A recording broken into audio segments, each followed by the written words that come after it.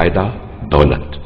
وہ بہت دولت مند اور مغرور آدمی تھا، نہ وہ کسی کی پرواہ کرتا اور نہ کسی کا خیال رکھتا۔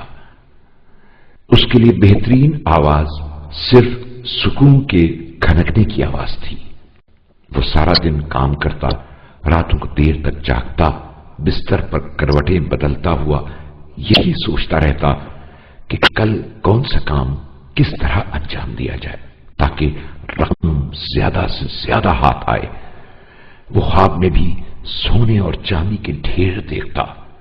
خواب میں اسے نظر آتا جیسے رقم گن رہا ہے اور پیسے لے رہا ہے۔ وہ شام کے وقت قیمتی لباس پہن کر گلی کوچوں میں ٹہلنے کے لیے نکل جاتا، آنکھوں اور ہاتھوں سے لوگوں کی طرف اشارہ کر کے ان کا مذاق اڑاتا۔ اگر کسی غریب یا فقیر کو سادہ لباس پہنے دیکھ لیتا تو اس کا مذاق اڑاتے ہوئے کہتا، یہ نیا جوڑا تم نے کہاں سے خریدا ہے؟ کون سے درزی سے سلوایا ہے؟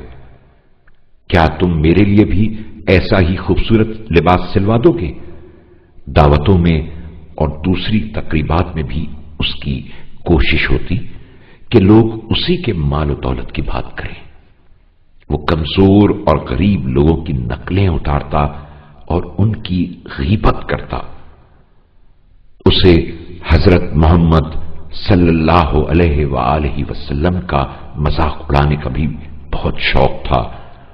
وہ اپنے دوستوں کے سامنے رسول خدا صلی اللہ علیہ وآلہ وسلم کی نقل اتارتے ہوئے کہتا، اگر نماز پڑھو گے، روزہ رکھو گے اور نیک کام انجام دو گے تو جنت میں جاؤ گے۔ پھر وہ زور زور سے ہنستے ہوئے کہتا، مجھے نماز اور روزے کی کوئی ضرورت نہیں ہے، میں خدا کی ساری جنتیں خرید سکتا ہوں، میں خود اکیلا ہی جنت میں جاؤں گا اور کسی کو وہاں نہیں آنے دوں گا۔ مفلس اور غریب لوگ خوب کام کریں تاکہ پیسہ حاصل کر سکیں، میں کسی کو اپنا پیسہ نہیں دوں گا۔ کبھی کبھار وہ اپنے آپ سے کہتا کہ شاید خدا اس دولت سے میرا امتحان لینا چاہتا ہے۔ میں آج دولت مند ہوں لیکن ممکن ہے کبھی میری ساری دولت واپس لے لی جائے۔ اگر میں مرتے دم تک دولت مند رہوں تب بھی مرتے وقت یہ دولت مجھے کوئی فائدہ نہیں دے گی۔ لیکن وہ صرف یہ باتیں سوچ کر رہ جاتا اور کبھی توبہ نہ کرتا۔ ایک روز ایک عجیب واقعہ پیش آیا، ایسا واقعہ جس سے وہ ہمیشہ خوف زدہ رہتا تھا۔ جبرائیل نازل ہوئے اور یہ سورت تلاوت فرمائی۔ بسم اللہ الرحمن الرحیم ویل لکل ہمزۃ لمزۃ الذی جمع مالا وعددہ يحسب أن ماله أخلده كلا لينبذن في الحطمة وما أدراك ما الحطمة نار الله الموقدة التي تطلع على الأفئدة إنها عليهم مؤصدة في عمد ممددة۔ دولت مند شخص یہ آیت سن کر آگ بگولا ہو گیا۔ اسے ایسا محسوس ہوا جیسے اس کے تن بدن میں آگ لگ گئی ہو، اس کا سینہ جل اٹھا ہو۔ وہ سمجھ گیا تھا کہ یہ مال و دولت اسے کوئی فائدہ نہیں پہنچائیں گے اور نہ اسے خوش رکھ سکیں گے۔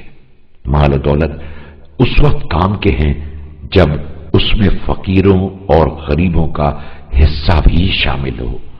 وہ سمجھ گیا تھا کہ کسی غریب و نادار کا مذاق نہیں اڑانا چاہیے اور جنت میں جانے کے لیے نماز پڑھنا، روزہ رکھنا ضروری ہے، لوگوں کا خیال رکھنا اور ان کا احترام کرنا ضروری ہے۔ اس نے جنت میں جانے کا طریقہ سمجھ لیا تھا، لیکن افسوس کہ اب بہت دیر ہو چکی تھی۔ یہ سب اس وقت اس کی سمجھ میں آیا تھا جب موت کا فرشتہ اس کی روح نکالنے آ پہنچا تھا۔ اب وہ بے جان بدن کے ساتھ نماز ادا نہیں کر سکتا تھا اور نہ روزے رکھ سکتا تھا۔ وہ مغرور اور متکبر شخص اپنی دولت کے پاس مر چکا تھا۔ اب اس کے پاس اتنا وقت بھی باقی نہ تھا کہ اپنے مال میں سے ایک سکہ بھی کسی فقیر کو دے سکے۔